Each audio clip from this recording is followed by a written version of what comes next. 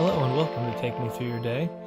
On this episode we have a tailor, or a fitter as she says in the episode, but she does a lot of things, but I'll let her tell her story. This episode takes place in a restaurant, so there's kind of a lot of noise in the background. We're going to do our best to try to cut that out, but there's still a lot of really fun information in here. Well, as usual, if you'd like to be on the show, we can be reached at TakeMeTYD on all social media and at TakeMeTYD@gmail.com if you or someone you know would like to be on the show. So, enjoy. So my title is a fitter. So it's kind of the hybrid thought process of everything. Not only am I supposed to entertain and meet the customers up front, I then have to educate them on what is getting done, which leads to them finding what their expectations are, so I can communicate that to the actual seamstress. And then 4 days later, remembering that individual person down to who their mother is and how they felt in the garment to the seamstress so that they can actually sew the garment. Then I have to press the garment and get the garment out to them. So there's a huge customer service component Yes, also in the way all you do? of it. What's the hierarchy here? Because I was thinking when you said seamstress, where are the titles there? Like tailor, seamstress, fitter? There's nothing? It's kind of like a melding pot. Just okay. Everything's all mixed in together. All that really matters is that there's all of us there working together. Then there's assistant store manager, district manager, and then the head boss. Those three are the only three that gets any kind of distinction, and everyone else is just thrown into the mix and told to work. But technically speaking, yes. Do you know how to do all the different things, or you Yes. just okay? So you're set with when the skill set goes. Exactly. Okay. Let me back up a Okay. little bit, and then we'll get into the day. Okay.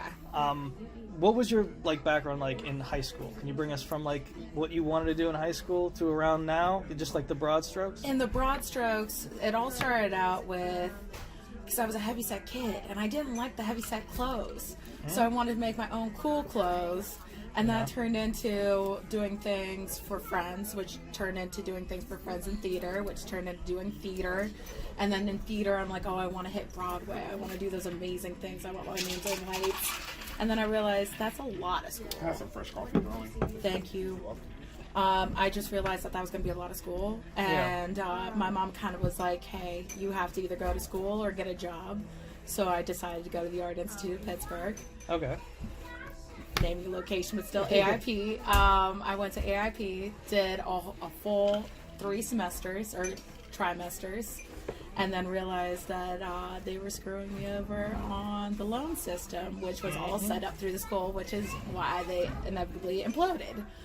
Yeah, I heard a lot of horror stories from that. But I'm yeah. going to back up just a little bit more, too. So you got this idea to make your own clothes and make your own clothes for friends and stuff like that. What gets you started down that path? Like, what's your first thought? Like, I need to go to the store and get such and such? Or what's the first thought? It can either be that I start from scratch, in which case I usually used a pattern. I kind of got into drafting a little bit, which is where you're just free draping on a form. Which is a lot of fun. That's where you get to be creative, but nobody wants that because it never sits the same twice. So a lot of patterns, a lot of doing that, and then altering clothes that already existed, making sure that things fit people the way that they wanted to, and that's kind of where I got my start into this. But it was kind of a passion at that point? Yeah, no, Okay. I've pretty much been sewing since it's like 5 or 6. Was when I Okay, yeah, you started early. Yeah. So, it was always something I did, and my mom mainly wanted me to learn it because she wanted me to do all the darning and fixing and all of that stuff to keep me preoccupied. Not a bad idea. Right. Chores, who doesn't love those? And then in middle school, I spent a whole summer with my grandparents, and my grandma was a seamstress, so she was the one who got me into actually sewing things. Okay. And then it kind of went from there. It was just pretty much my legacy. I'm 4th generation seamstress. Okay.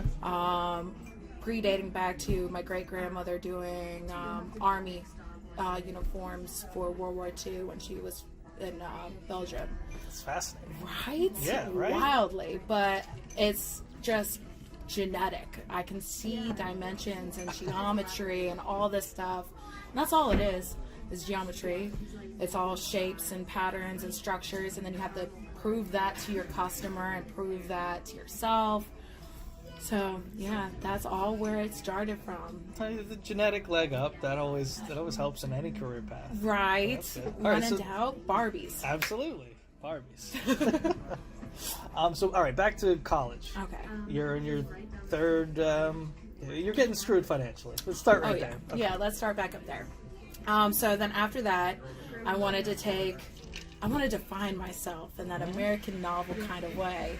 Absolutely. So I burned all friendships here, moved to Florida, worked at a Subway Eat Fresh, biked everywhere, kind of embraced my inner hippie lifestyle. Started doing a lot of questionable things. So I plead the fifth. I plead Florida. Exactly. It's the ultimate trump card. After 3 months of that, my best friend got pregnant, and I moved back to Pittsburgh. And yet again, name drop, I moved home. And that's when I started working at Barnes & Noble. Okay. Completely off track again. But that was probably the most important part, because that's when I got my 50% discount on books. There you go. Yep, that is where that addiction started. And they had really great books about designing and drafting and all of that, which is when I got back into drafting and making my own. And then after Barnes & Noble, I found and name drop. I found a tailor shop, a really nice, awesome Found a really tailor nice shop, tailor shop. where they did alterations, Right. which there's several different sects to sewing. I can't actually call it a tailor shop, because a tailor shop is where you're making menswear from scratch. It's not really dressmaking, because yet again, that's making from scratch.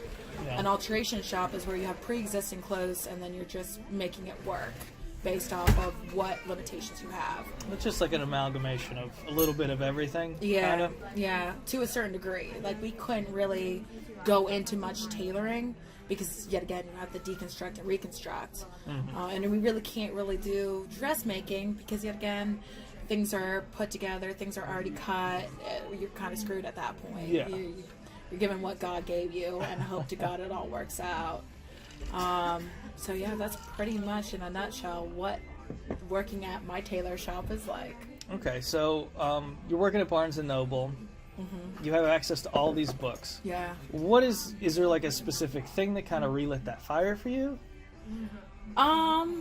Yeah, the art section. But at the same time, when I was working there, it was literally like being in Mecca. Because if you didn't have it, you could always order it into the store, read it, and never buy it. Yeah. You could. They let you borrow the Kindles. I don't think That's they had cool. Kindles. They had Nook. They Nook, had Nook. okay. So they would let you borrow Nook, and then I would have any ebook that I wanted, and I would never have to buy that either. Jackpot. Right. I mean, when in doubt. But they had really great coloring books. And that's what made me start looking in there. So I have a stupid collection of coloring books for adults. Because why not? 'Cause why not? Why not? And there was one specific one that was to make your own paper doll. And from there, it pretty much relit the fire to go back and try to find something in that field. I'm sorry, I just missed the last two things you said, because That's I perfectly watched a fine. waitress sneeze right into the salad bar. Yay, I'm totally done with the salad part. Totally distracted. Anyway, the last thing you said before I got totally off put there. Paper Sneeze dolls, right in the soup. Barnes & Noble, yay. Yeah, okay. Good thing they're riddled with carbohydrates, and I'm still doing the keto like so, behind. Good stuff. But yes, Barnes & Noble, paper dolls, that's what made me want to spend more time going through the art section because of that. And that's where I started finding all those books. Okay, so that rekindled all that, and you decided, I'm going to seek out a job doing something a little more along those lines? Yeah, I just didn't want to work at, well, I couldn't afford to have my own apartment and work at Barnes & Noble anymore, because, of course, when you find a book that you really love, you're not willing to give it back, and they won't let you steal books, unfortunately, for good. So Yeah. maybe one or two that they don't quite know about, but past those, yeah, I just wanted to find something. And actually, my best friend's mom, she's the one that found the ad in Craigslist, keeping All right. it really sketchy. Yeah, Craigslist. Craigslist.com has only had the best reviews. She found that went in, gave in my application. Next day got called in for an interview. The day after I had my interview, that afternoon I had the job. Wow. Yeah, it was really fast moving.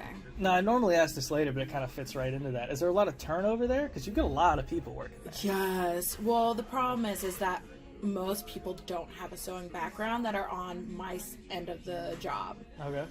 Most of the time, they're just fresh off the street. They have good customer service. We can teach anyone all the rest. It's all about having a logical sense of mind and building from there. But we do have a good... Thank you.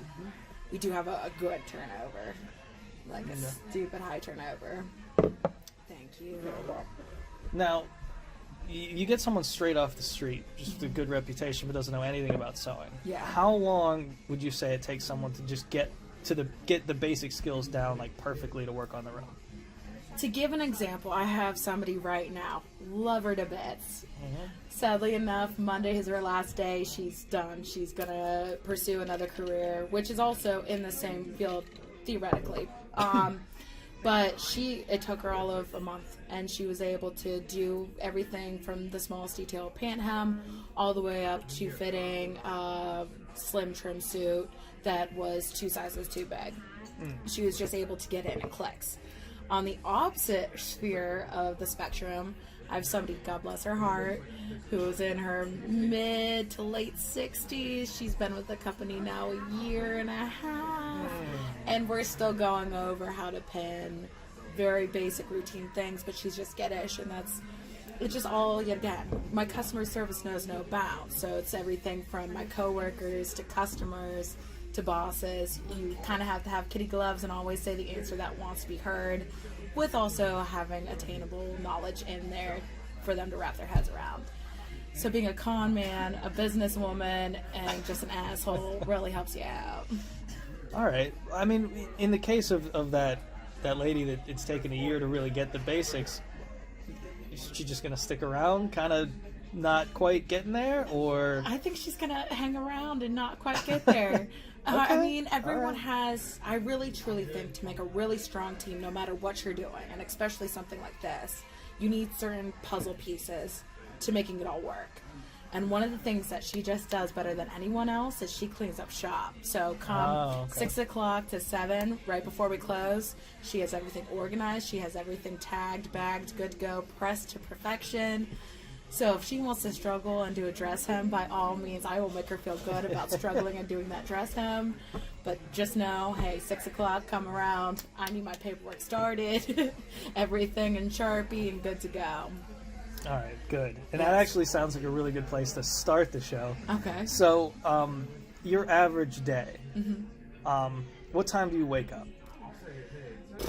Average day, I'm usually up between 8 and 9. So it's not too early, not too late, but a good start to a day. Okay, now, do you use an alarm clock, or you just wake up? Or I use my cell phone, and I have multiple alarms on multiple different platforms. Okay. That's why I like to ask that. I'm always not fascinated. a morning person. Actually, I have the best alarm. It's called Alarmy. I don't know if I'm allowed to put that on. You go ahead, plug away. But it actually makes you do math problems to wake up, because I'm the person that will snooze the death out of my phone, and then 2 hours later I'm late for work. Yeah, see, that would work for me, because I'd be like, I'm not doing math. Guess I'm getting up. Right? So vertical in 2 seconds. Okay, so that's around 8, 9. Yeah. Okay. You spend a lot of time getting ready in the morning, or you just like up and out? So my typical morning starts with I wake up. I smoke a cigarette. I drink my coffee. I smoke another cigarette. I take a shower, get dressed, and go. I'm not one of those girls that's going to shellac makeup on. I'm not going to put on the heels. That's not me. But I'll wear a dapper outfit and look 110%. It's easier to sell bullshit when you look like bullshit. All right, so we get out the door. What do you say? Like half hour, 40 minutes? I would put it about an hour. About an hour? Yeah, give or take. Like this morning though, I woke up a little late, got out the door in 20 minutes, got to work, and all in an hour's time. But most of the time, to meander and enjoy my morning, I'll take about an hour. Okay, good. So what time do you say you show up at work? My average day is probably about 10 a.m., 10? maybe 11, the latest. So what's your commute from where you live to the... So, and drive time, which I Uber everywhere. Okay. Drive time is about 15 minutes. And there's always someone in the neighborhood. This is like Mecca for everyone that Ubers, which is always interesting. Single serving friends are always interesting, so I can understand. But yeah, from here to there, it's about 3 miles, so it's nothing too bad. And if I wasn't a lazy oaf, then I would walk it, but not that. Well, are you doing like an Uber pool, or are you just Ubering just one and done? Oh no, I Uber in all the time. Yeah. Okay. Yeah. I literally Ubered it here. I Ubered it into work this morning. I Ubered it yesterday. Maybe once in a blue moon I'll catch a ride with my friend. Or I'll get a ride home with a coworker, but past that I Uber everywhere. Hey, it's good that it's here now. Exactly. And honestly, as I see it, because yet again, my whole life, well, my whole world is very logically driven. If there is a reason that I can spend less by doing something different, I would. Now, I do not have a driver's license. That one's a fun fact. But, Is that by choice, or? yeah, kind of, sort of, in between. There's a dicey time right around, 17, 18, where, people lost opportunities, and that kind of snowballed into 27 and still don't have my license. I get that a lot around here. It's Right. it's surprisingly common. It is. It really is. Just as long as I have an ID to drink alcohol, I'm perfectly You fine. got an ID, and I mean, as long as you're in the city, you really don't need it. You really don't need it. There's no reason for that. No. But I always Uber it in, and it's sad. I have my routine. My routine is very specific. I leave my house usually about 9:15. Get to so I can go to Coffee Tree Roasters and get my cold brew iced coffee and a 32-ounce sugar-free hazelnut latte, or a sugar-free hazelnut Italian soda. And then I take my slow walk into work, so I Just can smoke another double-fisting? cigarette. Exactly. Duh. This is crucial. And then I'll sit out back of the store and bullshit with the people over at the paint store right next door, who are all crass assholes, but they're just great first thing in the morning, Nice. like right for the picking. And then about 15 minutes before I'm supposed to be there, I'll knock on the back door. Somebody will let me in, and it's just bullshit from there. Perfect. The commute, is it all you just chatting it up, or you like listening to headphones, or what? Well, it depends on the day and depends on how hungover I am. Okay. 9 times out of 10, I'm talking to them for the sole fact that I'll probably never run into them again. Yeah. This is my one opportunity to meet someone new, and I can't tell you how many times they actually come into the Tailor shop. The Tailor shop. And they'll bring in their stuff to get dry cleaned or altered, and that witty banter goes on. I mean, I literally met somebody who has the same name as me, a gentleman who's not Irish, and I definitely thought for sure he had a little bit of a gingery hue to him, and I thought for sure he was Irish, so I started just spouting the only Irish bullshit I know. Yeah. Lo and behold, he's 100% German, and his parents just really like St. Patrick's Day, so... Interesting. That's how that happened. Fun facts. The best ride I ever had... Oh, that's a hard one. But the best ride I've ever had would have to be this girl who was telling me all about how she was going to go meet the love of her life in Atlanta. And she had known him from years, but they met online through online dating. And I told her if he was true and she wasn't going to get catfish, she had to text me. Lo and behold, she texted me about 2 weeks later saying he was real. Wow. And it was meant to be. That's magical. It literally is that silver lining moment. But that had to have been the best. Yeah, that's an excellent story. Right? I mean, Ubering, you definitely meet some gems. I've had a few multiple timers, which are always great. One's a radio DJ / photographer / does everything once / like he literally is an entrepreneur and he never remembers me, but I always remember him. And then like by the end he's like, oh yeah, I drove you before, after I drop enough hints, like I know all of this about your life. Yet again, customer service. Yeah, you were definitely good at that. I'll give you that credit. You're probably the best at customer service I've ever witnessed. It's easy. It comes easy. I like people. Well, no. I secretly hate people, but I'm good at looking like I care. I blame my name, which, yet again, anonymity and anonymity or whatever it is. That right there kind of gave it all away. But, yeah, I was kind of bred for this, and it's a lot of fun. Yeah. See, I do not have an approachable face. I'm the exact opposite. I don't want to talk to anybody. You're good with that all Yeah, I'm good with that. It's weird that I like want to talk to people for this all the time, but it's just like, no, I'm not talking to anybody. No, Get out of here, it's not necessary. All right, so you get into work. What is kind of the routine as you get started? You like punch in, or is it? So I usually, right when I get there, I say hello to everyone individually. We all have our individual ways of how we say hello. I have a handshake for everyone. Specifically, one of my coworkers is from the Congo and she speaks French. Well, I don't know French. I don't care to know French. I really don't want to know French. So I come up with my own bullshit language and we just have our own conversation. That's just quaint. I like that. You know? I have another coworker that gets really pissed off when she's ignored. So I will ignore her and go on to the next person. And then she'll get upset. She'll stop me. Brilliant. We hug it out. I go on to my next person. I have a mama bear, Lena Love of My Life. I have Madeline Malumba from the Congo. I have Tia T. And then there's Lily Pad. And we just it's just a big family. So, of course, you have to go in the gate, addressing all of them individually. You can't just say good morning, ladies, or else people are going to riot. And then after that, I'll put my stuff down, make sure that my coffees are full, or else I'll have to refill that. I mean, we can't let that get empty. Yeah. And then I'll just kind of assess everything. The problem is it's sheer chaos. I honestly equate my job very much to being a magician. Okay. Because a lot of it is bullshit and illusion, and just you look over here, but this is really happening over there.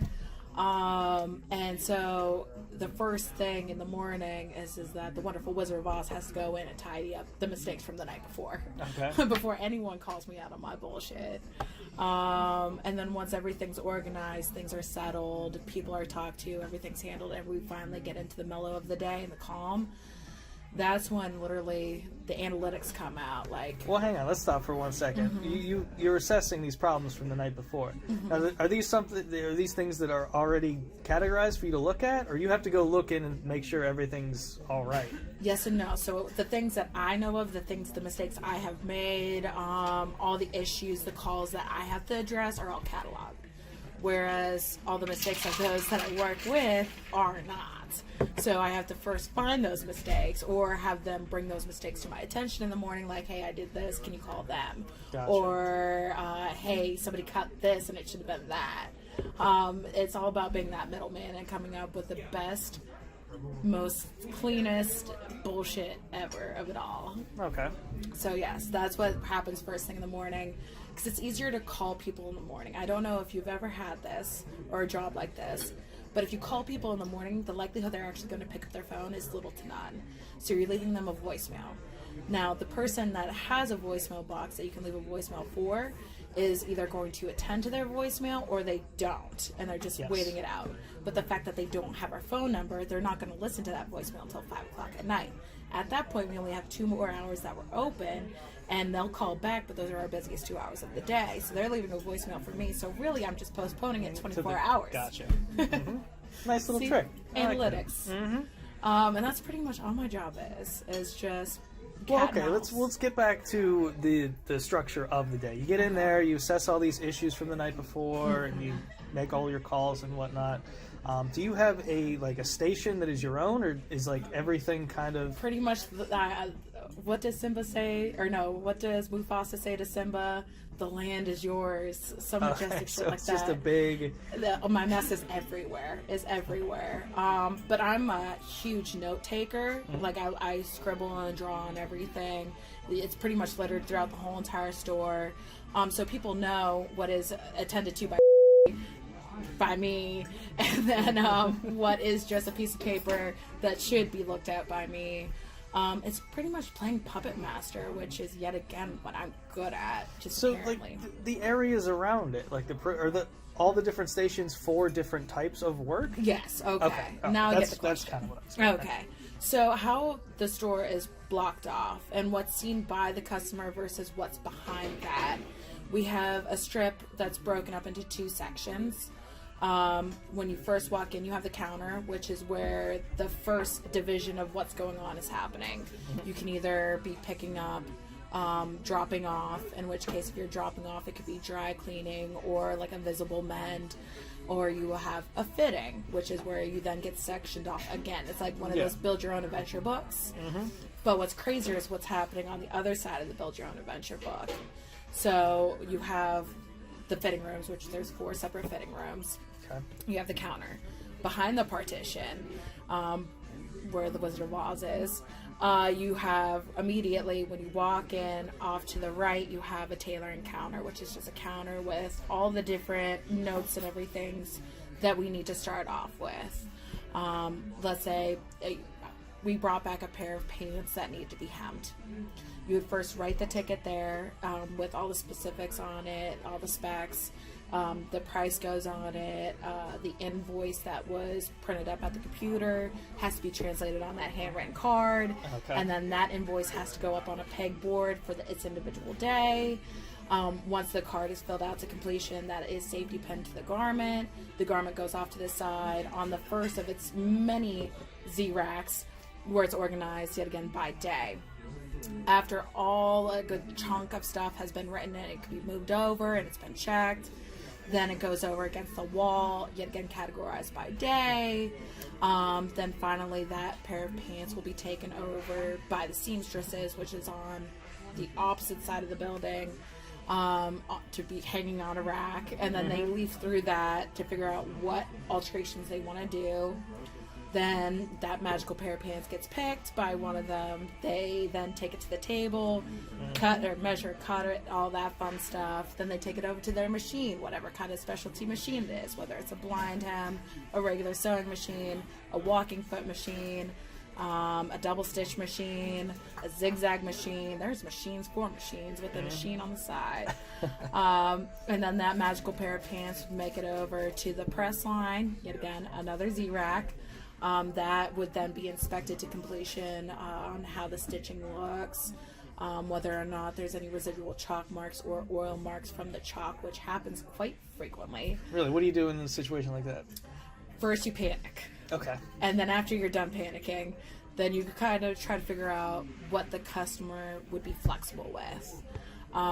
Most of the time we are working so far ahead that we can send it through dry cleaning and they will never know, which will lift out that grease mark. Okay.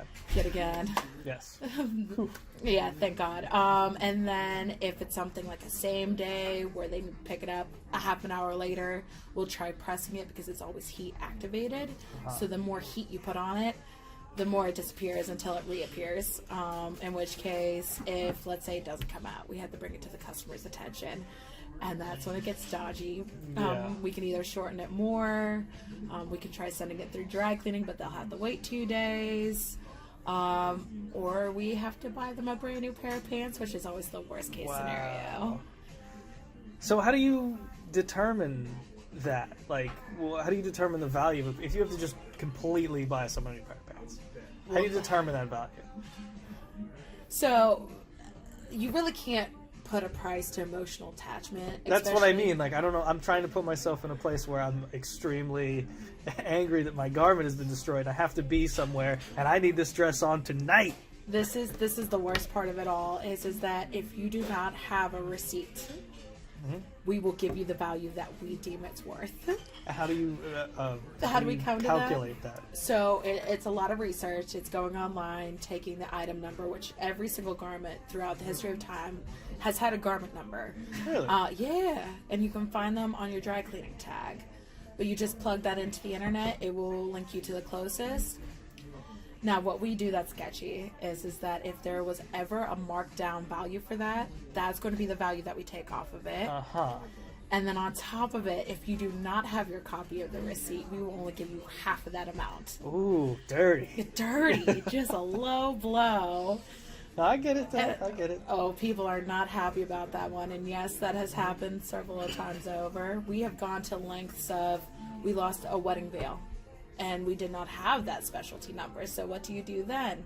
Well, we found a picture of her on Facebook wearing the veil, recreated the veil, and gave it to her, and she still doesn't know. Wow. She still does not know. She thinks that was her veil in her picture, and the colors doesn't even match. So... Well, hey, it's better to live in that kind of ignorance than just be happy with it. And in my opinion, just whatever. Don't sue just me. Leave it alone.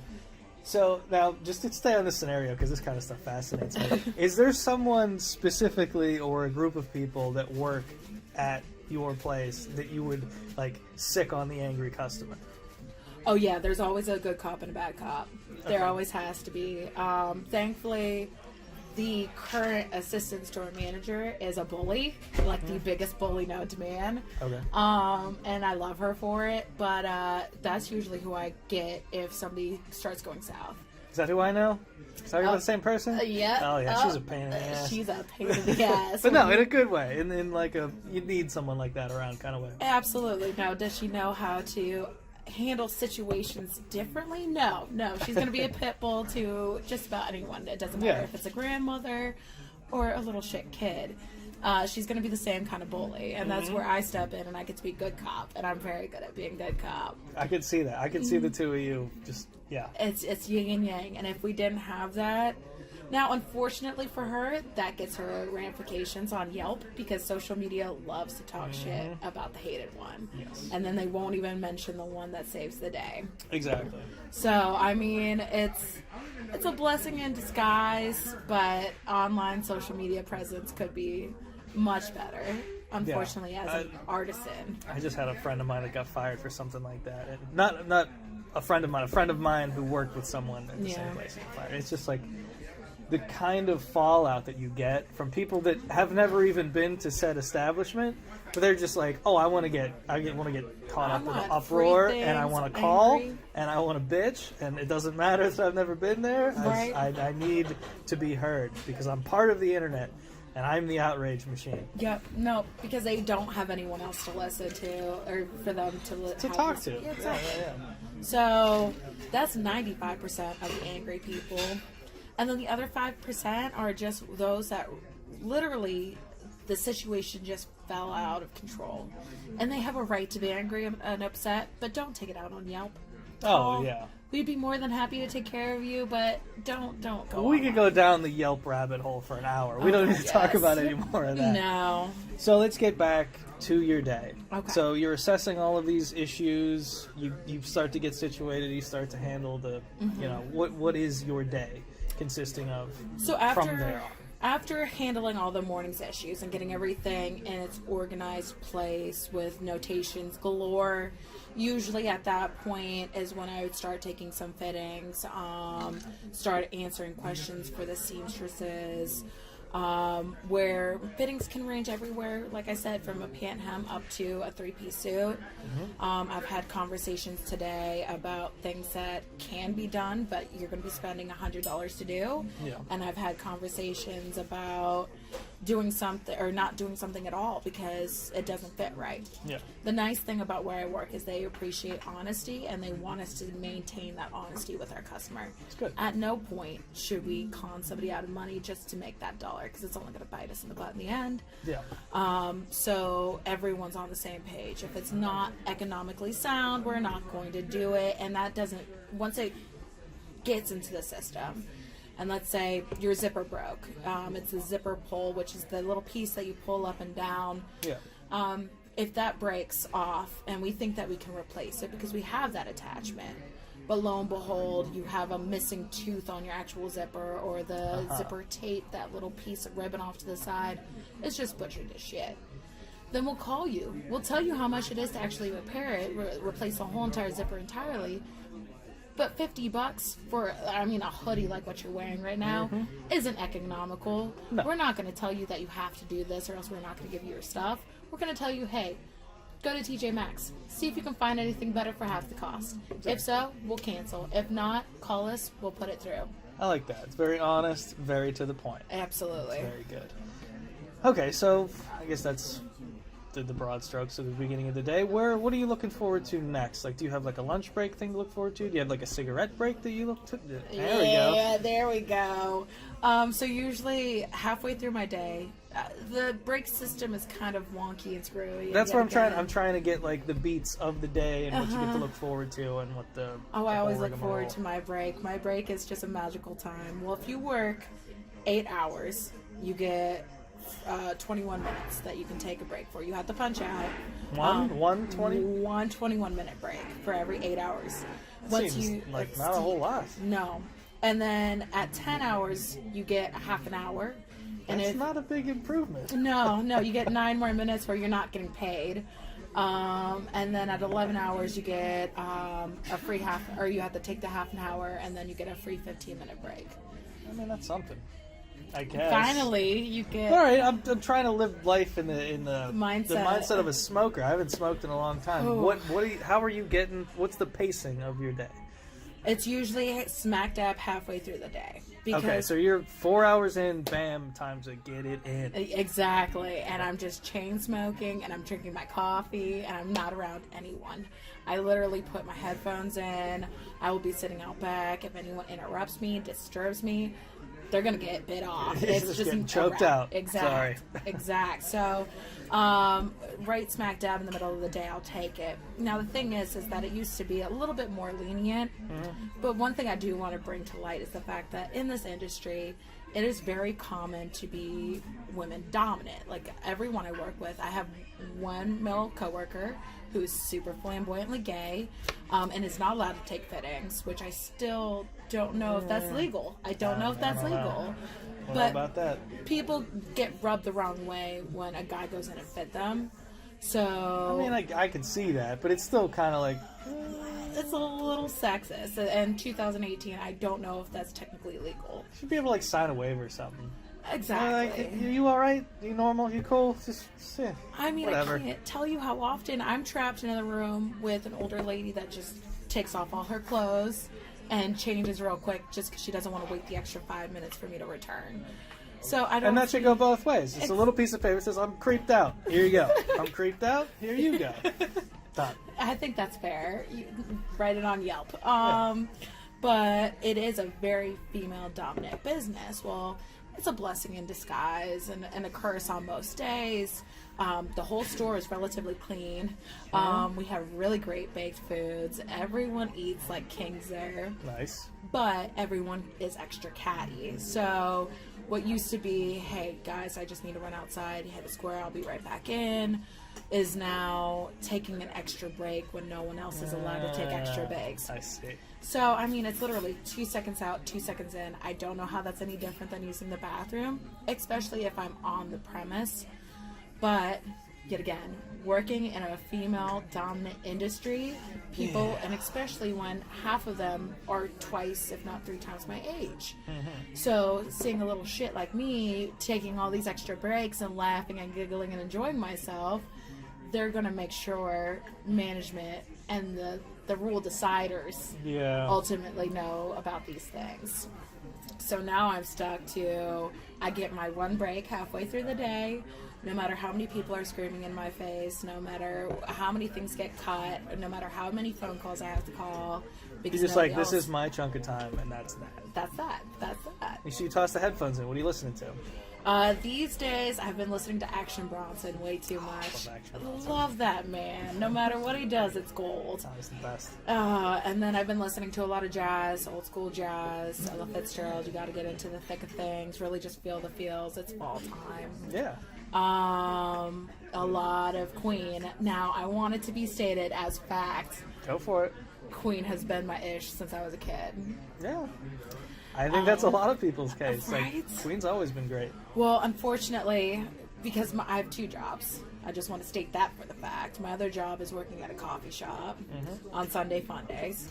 I work with a lot of 16, 17, 18-year-olds. Really? That have never heard of Queen. What? Never, ever heard of Queen. Until I hate feeling old about stuff like that. Thank you. It's ridiculous. And even back when I was learning what it was, my mom said the same thing. You make me feel old. Because everyone knows who they are. Everyone knows those things. And especially like David Bowie and, I mean, all of them. All the greats. But they don't know who they are until they come out with a movie. Are you kidding me? Yeah. That is a shame. I mean, I'm just gonna go off on a tangent if we get on that road. I just want to sprinkle a little fun with the headphones thing. But okay, so you got your cigarette break. You're done. Mm-hmm. Okay. Now the tail end of your day. Yes. Can you give me the just Cut boom, and boom, dry. boom? What are you getting into? 7 o'clock, not 6:59, not 7:01. That door is locked, and that's Monday through Friday. Saturday, it's 6. 6 o'clock, not 6. I'm going to do that each time. When that door is locked, we immediately branch off into sections. We all have our designated parts. Mine is, because I'm the lead there at the time, I'm counting down money. I am getting paperwork all set up to go to its designated places. Because not only do we do alterations, we do dry cleaning. And we're one of 14 stores. All 14 stores have to report back into our corporate nightly. So these things have to be categorized in a specific way every single night. And if it deviates from that, then we get a call the following morning, which I'm not there to answer those questions. It's people that don't know how to close that have to answer them. And at that point, it's just a melting pot of things going wrong. Well, it sounds like you work from open till close. So how many days a week do you do that? 6 days a week. So, I mean, that would be a Sunday, essentially, if something went wrong and someone called in the morning and you weren't there?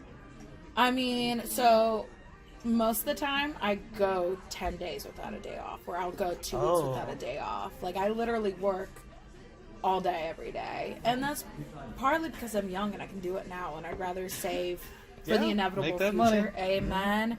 It's better to make money than to spend money any day of the week. True. But yeah, I just really love what I do. And when you can get caught up in what you do, it's not about having that freedom to, have a life or have friends. My friends are the threads and the seamstresses. But that's good, though. It means you do like what you do, though. So you find some joy in just the... I mean, what are your favorite things to do? What are some of the tasks that make you happy? At work? At work. At work. If you're there I practically love counting every their day. money. That's a lot of fun. I mean, count money doing anything. Exactly, but that's like the funnest part. I'm guessing really talking to the customers, because yet again, as much as I hate people, I am a people person. I'm inherently a people person, and everyone comes in. Nobody's going to be spending $20 to $100 on something that doesn't matter. Yeah. So talking to these people and hearing their stories are just magical. It really is. Like, people have lost hundreds of pounds, and it's their 50th birthday, and they want to look fantastic for all their family members and to show off. Or I have this little kid that's going to his first bar mitzvah, and he has to have a suit, and he doesn't know what to do, so his mom brings him in, who's the last person you want to go to the tailor shop with.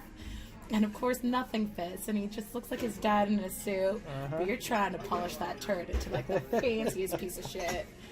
So it's really just being with the customers that I enjoy the most, and yet again, my coworkers. I'm blessed to have a great group of women, even though they bother me and they get so catty, and I try to just address everything head on. They would rather talk shit about somebody behind their back because it's easier. You don't make waves, but still, I do love my job. I do love what I do, and it just comes easy. I like that. I like that there's a good crew to work with. I always say that that's one of the greatest things, no matter what you do, is having a good group of people to work with. And what I hadn't thought about at all is that just basically any of these garments having its own little story or its own little narrative. Right. Like, I only come in to get pants hem, so I really don't have a story. But those pants matter. They do matter. I do love my pants. Exactly. I like my pants to fit, so it's nice. But I mean, like, losing a ton of weight, or like your first... Or vice versa. Somebody got dumped and they gained a shit ton of weight, and then they have to be in somebody else's marriage or wedding, and they don't want to because they're hurt. So then you have to make miracles happen for them to feel good in their clothes. True. I mean, I do feel I have a superhero complex there. But it doesn't matter if it's a pair of jeans that mean everything fit you like a glove, they're just too long, or if, yet again, it's a dress that you have to wear for an event and you have 2 days to get it done. Yeah. Literally happened to me today, and I wanted to choke the bitch out.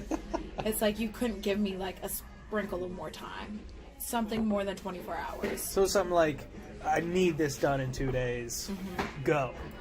That's it? She just came in and was just like, I need it done. Yeah, and then she was like, I don't care what the price point is. I need to look amazing in this. Yet again, that was a story in its own right, because This was her best friend's wedding. She wasn't invited to be in the wedding. She was going to attend. And then they have all these mutual friends together, and one of which was her ex.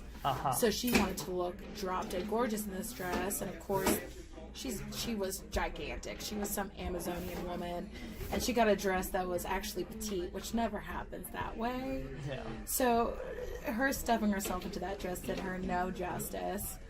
But you have to deal with that. Yeah, that's on you now. Money is no option. Absolutely. $162.58 later, I was smiling.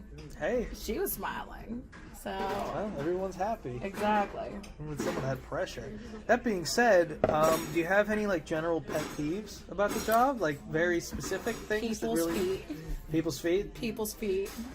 People's feet. And then there's a lot of, we'll think of it like this. And a lot of people don't think of it like this. When you go to get your hair cut, that's your hair. Yeah. And you have a specific idea, but you saw some celebrity have that hairstyle.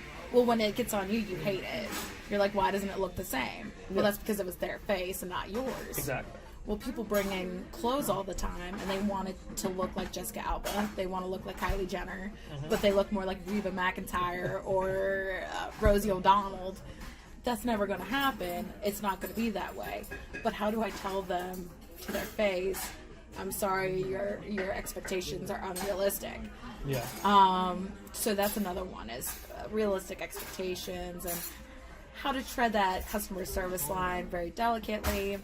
Another one is when I tell somebody to stand a specific way, because posture matters. Yes. It's understated. You can't force someone to stand with perfect posture, or else it's going to be wrong. Yeah. But you have to have them act natural, which is unnatural when somebody's kneeling at your feet. So it's just kind of guiding and directing them into the perfect position so that everything's going to turn out just to try to fine. get somewhere normal. Exactly. Middle of the road. Sweet spot. Exactly. And that's always a nightmare, because people want to do the complete opposite, and they stand really rigid, or they slump down to watch what I'm doing.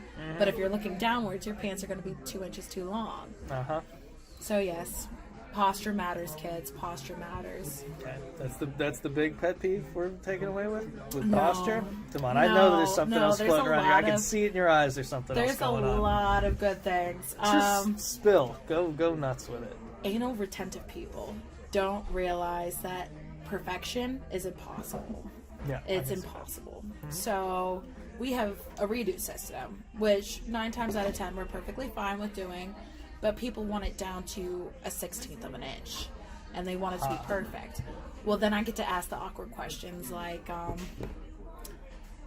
well, okay, let's start with the less awkward question. So we have to make sure everything fits and feels fine, that they have all their garments. So like, if it's a sports jacket, they have to have a button-down shirt. They have to have their belt on. All of these things take up that negative space. Yeah. It's going to readjust on them. Yeah, that makes sense. If they're going to be snooty and persnickety, I'm going to be snooty and persnickety, but at least You I have the have to be. explanation. Yeah. Exactly. So that we're not spending hundreds of millions of dollars trying to fix their mistake. Well, one fun fact is, for female clients, things like undergarments matter, because it holds differently, it lifts, it tucks in. So I get to ask the very comfortable question of, are you going to be wearing a bra or no bra? Are you going to be wearing something padded or not padded? Is this a tight-fitting bra that actually holds you in, or is it what you sleep in? And then with gentlemen folk, I get to ask very uncomfortable questions like, do you tuck to the left or the right? Because those things matter. So persnickety people is what I hate the most, because it's very common. Because if you're spending already $125 for a pair of pants, and then you have to spend another $20 to get it to fit, hell yeah, you should be persnickety. Yeah. But if you get to be persnickety, I get to be persnickety. Yeah, it's a two-way street. Yes. You gotta keep everything on the level. Yes, but they don't see that. As they see it, they're the ones spending the money, and we're the industry that's taking their money. And obviously, we are trying to rob them blind. Yeah, that's what I think about when I think of a tailor. You're just taking my money. Exactly. So, yes, the customers can get a bit much. I imagine there's a fair bit of that.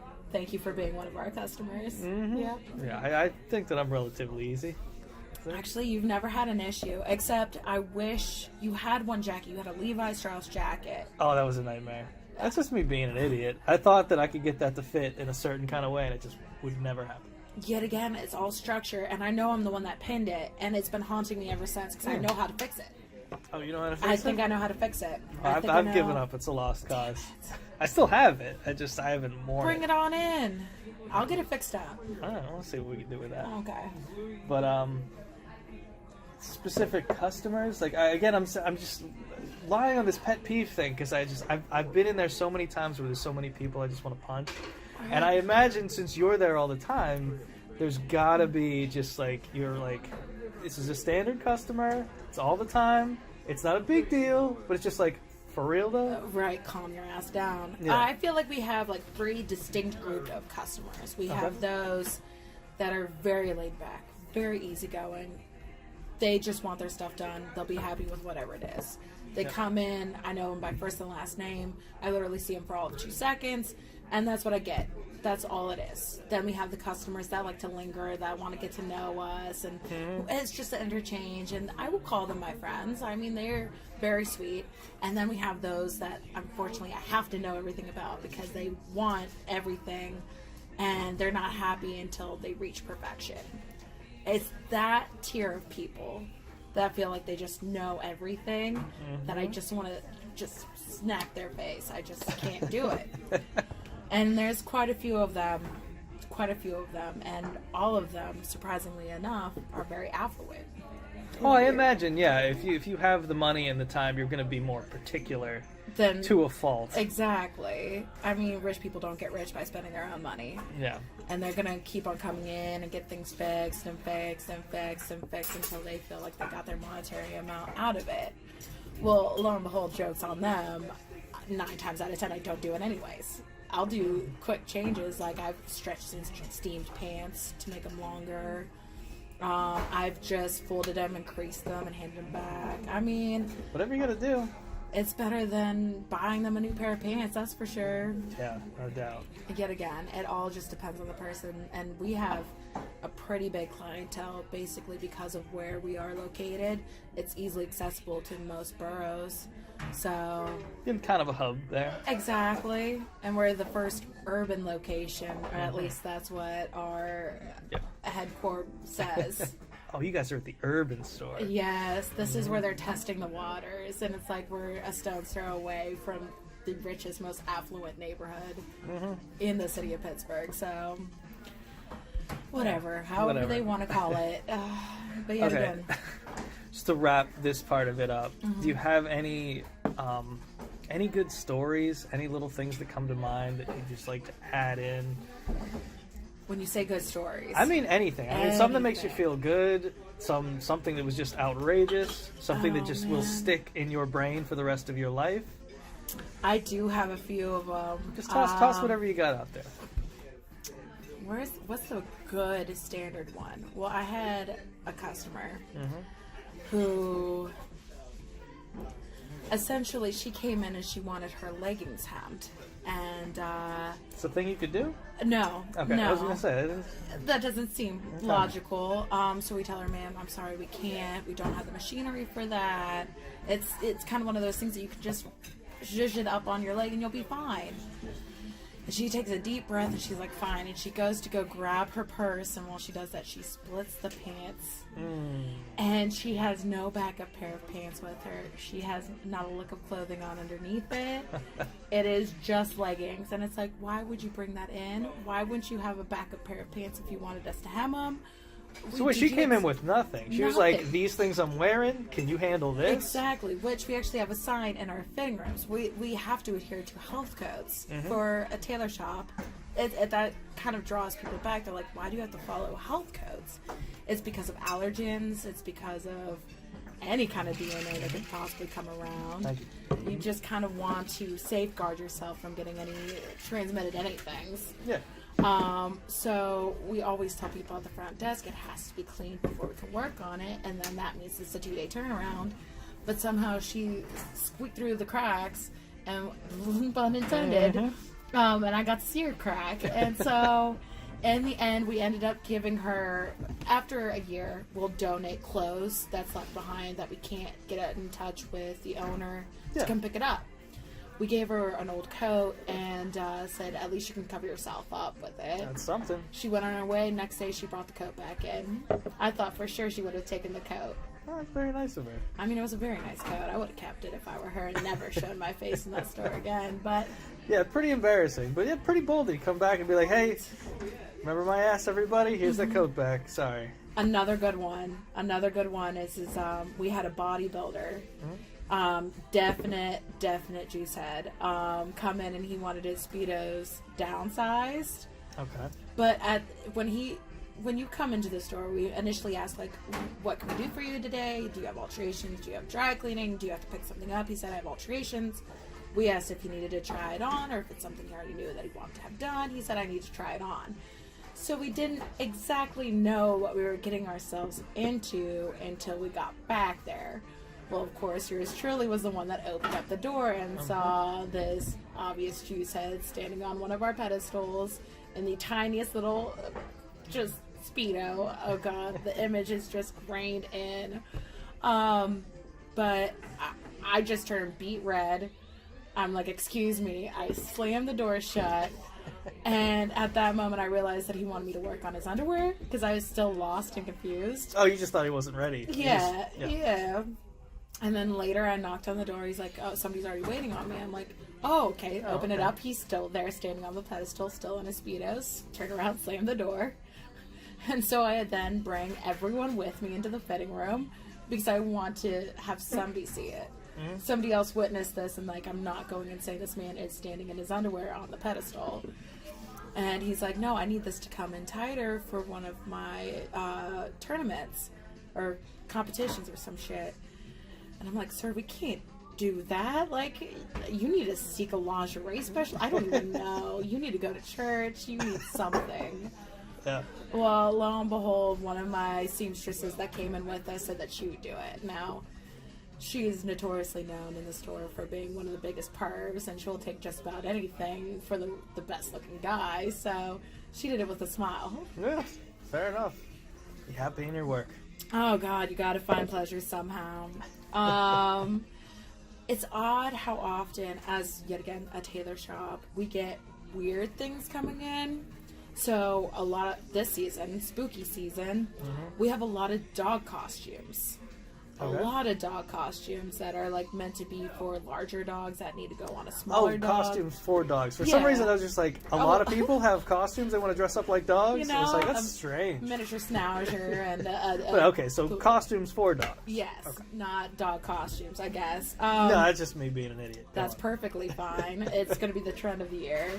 But it's really hard because I have to tell them we can't do it because of the health code.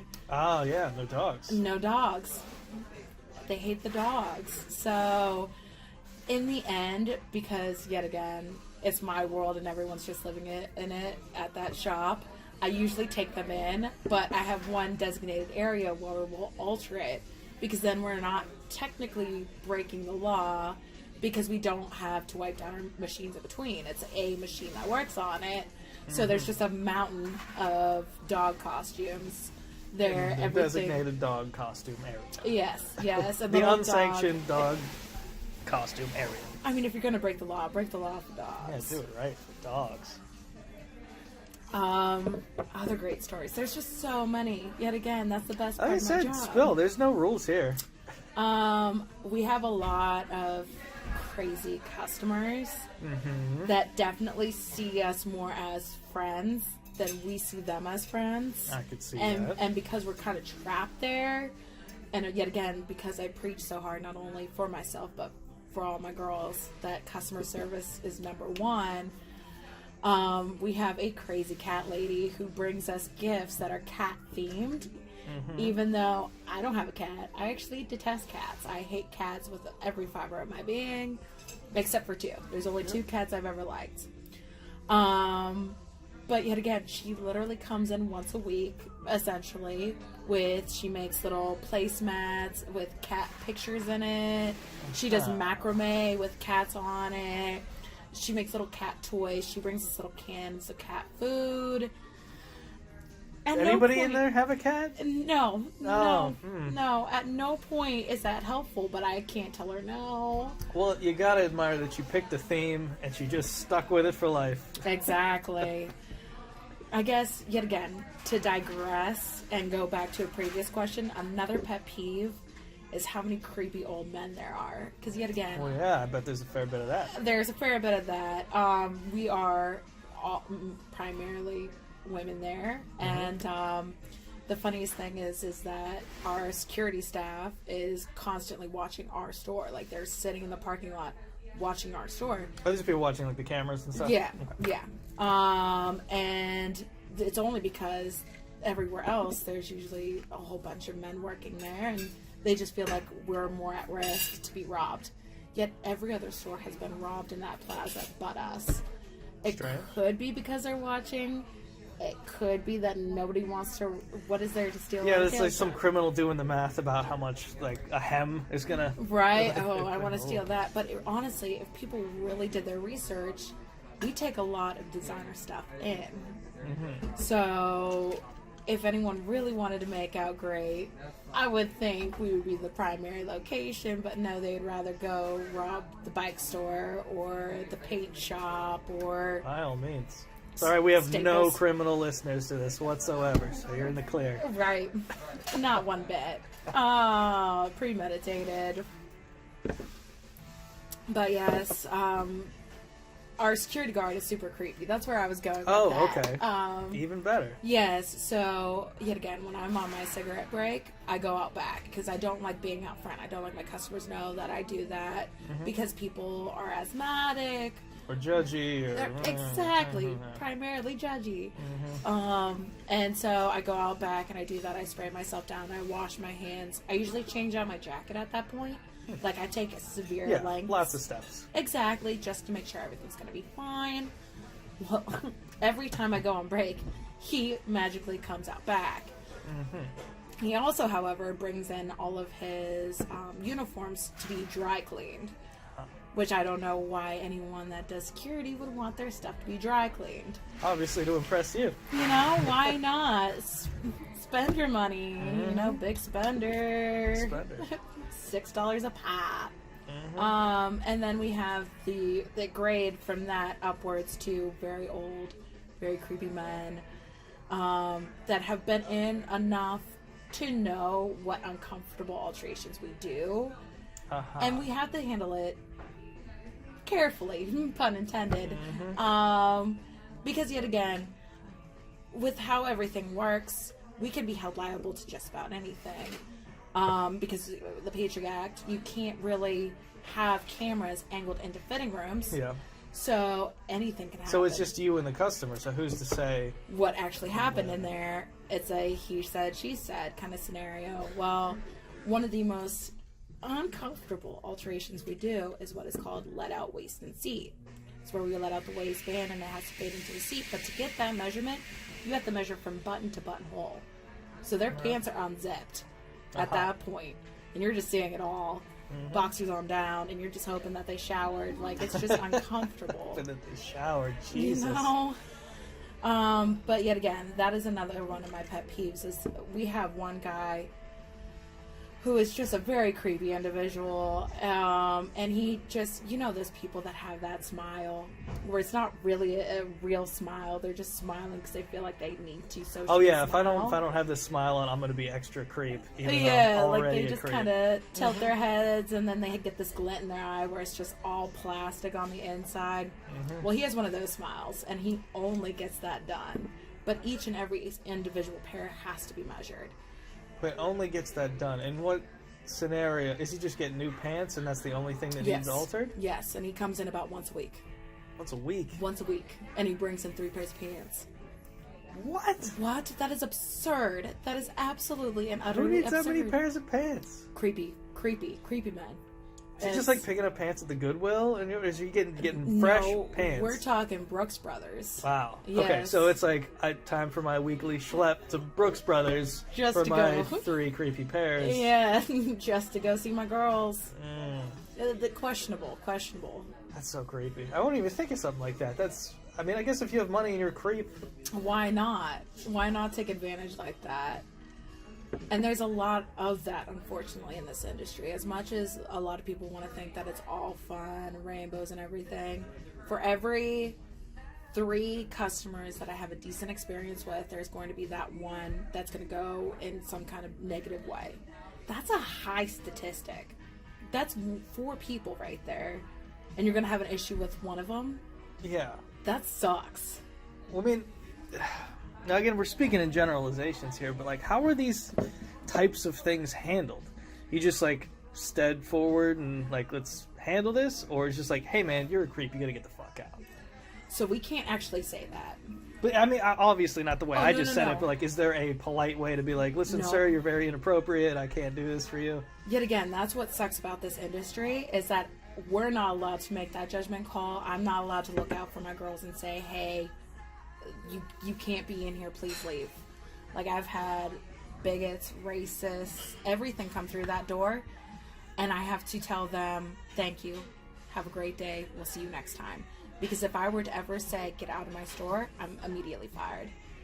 No, I mean, I understand that part of it, because I've dealt with jobs where you have to deal with horrible racist people. Right. But I'm talking about mainly, like, the creepy dudes that are trying to get, like, a little bit... Really? Same thing. It seems like there should be a line somewhere there. Right. Where it's like, dude, clear... you need to take a shower before you come and do that. Or, dude, you need to... just not come in, that'd be swell. Yeah, or just never show up again would be real cool. Or please don't treat my girls like that. Or, hey, we have to do your too. fitting out in the hallway in front of a camera. I'm not allowed to do that. All Nobody's those seem allowed to. very reasonable. None of us are allowed to. Now, I can make a report about the incident and then have that process through corporate. It takes multiple weeks. I've done it once. But in the end, it's a he said, she said, because they can't see into the fitting room. Yeah, I just mean like it just feels like there should be a line. Right, somewhere. A clear, defined line. But all right, I'll move past it. All right, 2018. Whatever. What a great time to be alive, especially as a seamstress, tailor, sewer, fitter, whatever terminology you want to use. Yeah. Yeah. All right. Well, we'll wrap this up, and I do a little round of fun stuff at the end. We'll get to that. But do you have any advice for someone who wants to get into this type of field? So, cut up material, go to Goodwill, buy things, deconstruct, reconstruct. I mean, you remember the song by Flowbots, Handlebars? Yeah. I could take apart the remote control and I can almost put it back together. Mm-hmm. That is the most important line I can ever tell anyone. If you want to sew, all it takes is sewing. It doesn't come naturally to anyone. It's just a passion and patience. Be mentally prepared to take out the stitches that you just put in. Mm. Be prepared for shit to go wrong. Be prepared for it to be just painstaking. I mean... And you gotta love it, I guess, at that point. Exactly. You just have to love it. It's not the job that you're going to be making millions of dollars doing. You have to do it because you authentically love it. Mm-hmm. It's not going to make you rich and famous. And then the fluke opportunity, in which case you are a designer at some point. Every single designer book out there is 20 plus years of doing the grind. I mean, Alexander McQueen did it. Coco Chanel did it. I mean, it just is time and patience. And if you don't have that time or patience, don't even start. Save yourself. Good advice. Be a chiropractor. Very good advice. But just to add to that, just to pepper it in, I know you had the Barnes & Noble thing. Mm-hmm. Do you have just a go-to quick book that you'd recommend for someone who wanted to get started? Alexander McQueen. His biography is fantastic. It's a page turner. Another good book is Textiles and Designs, and I forget the name of the person that wrote it. It's technically a textbook. Okay. But it actually goes through how to find the warp and the grain and how all that correlates to one another. And imagine the textbook has a lot of terminology and stuff that would be very helpful at some point. It's just a page turner. You really get drawn in by the character analysis and profiles, but yeah, nothing in this is very romantic. It's once you get to the level where you have it all cataloged in your brain, that you actually can pull that information when necessary and build what you want. It's just being a different kind of architect. Yeah. So it's all about getting that knowledge and building that knowledge, unfortunately. That's not unfortunately. I feel like if you have a passion for it, I mean, this is practical knowledge. That's really all we're looking for. Yeah. And if you're into it, you're into it. I know, but I Yeah. don't wish it on my worst enemy. It's a lot of grueling work. Fair enough. All right, it's just random questions back and forth. Feel free to skip Let's do or it. whatever. Breakfast. What do you do for breakfast? Cigarette. Cigarette. Excellent breakfast. What's the best advice you ever got? Shit. If you don't learn from the past, you're doomed to repeat it. Okay. Yeah. So it's an oldie but a goodie. Right? What movie do you think you've seen the most? Forgetting Sarah Marshall. All right. Good movie. What's your biggest fear? Death. Classic. Right? Candy. You could have any candy in the world. What would it be? Oh, fuck. That's not fair. Probably Reese's. Reese's? Yeah. All right. The big cup. Like, let's not skip Oh, yeah. the big No, cup. we're going, if we're going, go big or go home. Fuck that. Do you have a childhood hero? My sister. Good answer. Thank you. Mm-hmm. Any particular reason? I don't usually get that into it. But... Right? Well, my sister died when I was a kid. I don't know if you Oh, knew no, that. I did not know that. Yeah. When I was 10, she passed away from cancer. Oh, wow. How So old was she? that's 15. Jesus. Yeah, that's a low blow. That sucks. But I mean, she honestly was, or it would either be her or my grandpa, who also passed away when I was young. But at least I had more time with him. But yeah, she just tried really hard to do everything that she could, and she wanted to be that person, that symbol of what having cancer at a young age was. So God bless her. She had her problems. She had her issues. One of my favorite stories of her is that she hiccuped, farted, and sneezed at the same time. Found out her leg was broken. What? What? How does that happen? Yeah. But yeah, she was probably my hero. She just was never scared of anything. So That's what you look for in a hero. Right? That's good. I like to go hard, soft, but that was such a good one. I don't want to go back to this benign question. Let's do it. What kind of soap do you use? That's great. I love Irish Spring. I love it. Not the first one to say that. I like, Damn I like it. that. I also use hand soap, just the brand, but there's a really good one. I think it's like Ocean Breeze or some shit. It smells fucking fantastic. Awesome. What's the last pic you took on your phone? You don't have to show me. Just what do you got? I went on a hike with my best friend, and I was doing like this windmill motion while there was this beautiful backdrop of just amazing forest. There was also one of me doing the Michael Jackson where I'm flipping the jacket behind me. Nice. Yeah. Keep All it right. slick. All right. Spicy food? No spicy. Absolutely. Spicy? Like on a 1 to 10, we're going 10. Unless Word. it's Thai, they Yeah? kind of fuck with you. They will. They will. What's the hardest time you ever laughed? Oh, Again, you don't have to God. think about it too hard. Just what comes to mind. Probably there was this one time where I was hanging out with my best friend and my older brother, and we were pretty fucked up. And we're just hanging out, talking, bullshitting, and all of a sudden he breaks the chair. He gets up and he's like, "Guys, I gotta go home," and leaves. Doesn't turn around, doesn't do anything. It was great. It's an excellent. Yep, and then all of us in the end ended up breaking a chair on that back deck at some time or another, but it's when one person has left. So he was the first one, he left the group. I was the next one, I left the group. And then my best friend was the last one, and now there's no chairs back there. Excellent. I love it. You be a tipping custom?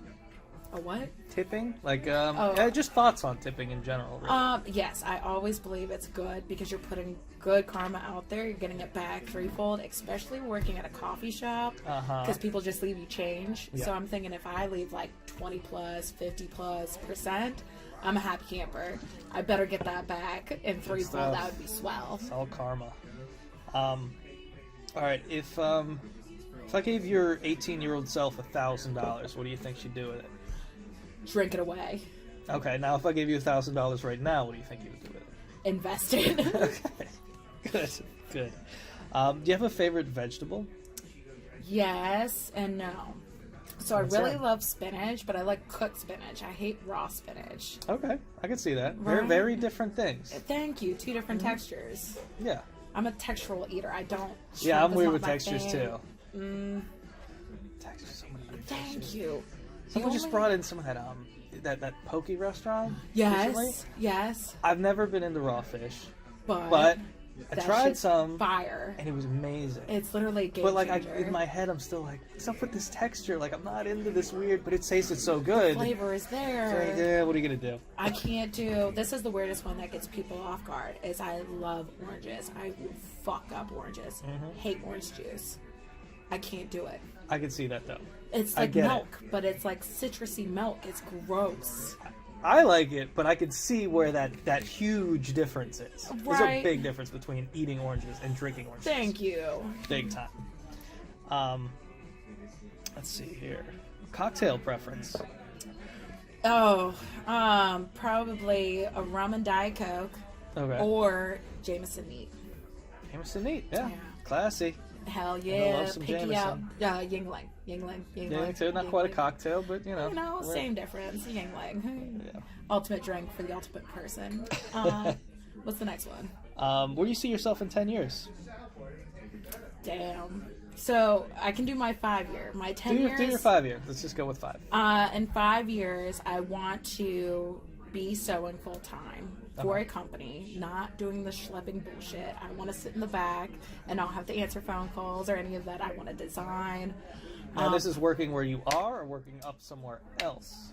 Honestly, I would like to be working for a designing company. So Okay. designers usually have a staff of 20 plus people that are just there to work as a group to design. And that's everything from taking the mock-ups to making the standardized pattern to then actually cultivating the piece. I mean, there's multiple steps that go into it, but it's all a creative team.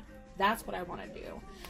The problem is that I'm a picky son of a bitch, and I don't know which design I want to let have my talent. Yeah. Yeah, because I'm selfish like that. So I'm still in the phase where I'm trying to figure out what kind of direction I want to go in. I definitely want to do structured pieces like Alexander McQueen on acid, the next level shit. But that's where I see myself in 5 years. Okay, well, five is a good window to like figure that out. Exactly. By then I'll be 32 years old. At dirty 30s. I think that's perfectly fair to be doing that explorative phase To of my figure life. it out. Yeah. Exactly. Yeah. Hopefully in New York City. Possibly. Kind of toothpaste to use? Crest. Whitening. And then I also use Listerine, and I have a weird way of brushing my teeth. Oh, let's have it. We gotta just lay it out. So I have to use Listerine, then I floss, then I brush my teeth, then I floss again, and then I use Listerine, and then at the very end I will rinse it out after 5 minutes with water. Yeah, that's very particular. Yeah, no, it's oddly specific. And just because it's so specific, what type of Listerine? It doesn't matter. See, I'm very particular about my Listerine. No. I got my colors. I got the colors I like. It's The it. blue one and nothing else. No, I will do just about any, but it has to be Listerine brand, or else Yeah, I just don't feel I clean. only mess around with that too. Thank you. Very brand loyal when it comes to that. Any price, take it. It's yours. What's something you'd wish you learned earlier? That you're not. Anything. You don't get the same out of life that you put into it. And I think that's a cynical late 20s feeling thing. And I'll grow out of that. But I'm definitely a hard worker. And I put a lot into everything that I do. And I just feel like in every job I had, that was my greatest strength and my even bigger weakness, is because there was a lot of people that benefited more by just sitting back and letting me clean up the wake. So that's definitely the 20s cynical side of me, and I cannot wait to get out of that phase. That would be swell. Yeah. All right. You have like a sleep routine or anything unique? Yes, of course I do. I cannot sleep in silence. I hate it. It just makes me anxious. So I always go to YouTube, and I either put on a meditation background or a book on tape or Shane Dawson, because he's my big thing. Exactly. But there has to be something playing in the background or else no dice. But at the same time, I don't like light. So it has to also be upside down and stuck in between clothes or something. So I can't see the light. Totally relate to that. I You get know? All right, now we kind of covered this, but it is kind of the last question. If you could do anything in the world, and I mean anything, not just something realistic, anything, what would you want to do? Magician. Magician. I want to be a magician. I want to be Harry fucking Houdini. I want to do that. But I was never good at doing magic tricks because I would always fuck it up or tell somebody how it was done. So yeah, I would want to be a magician. I want to be David Blaine. I want to be that. I want to levitate and make people think that they're seeing what cannot possibly be true. I love that answer. Right? It's a great answer. Who wouldn't want to be Harry Houdini? Exactly. And so it's nothing you really pursued. You were just like, oh, I'm not good at this. Moving on. I tried. I mean, that's the worst part of me is that I try to do a little bit of everything. I tried learning how to play guitar, harmonica, recorder. Everyone did the recorder. I tried learning Russian, Spanish, Gaelic. I've tried learning how to code. I tried literally almost everything once because I want to know what it's like. Yeah. But when I don't succeed at it, I'm like, fuck it, I'm moving on. And I give it like a solid month window because I read in How to Build a Habit, if you can do it for a month and you can get into the rhythm of doing it, you have that habit for a life. Yeah. So I'll do anything for a month.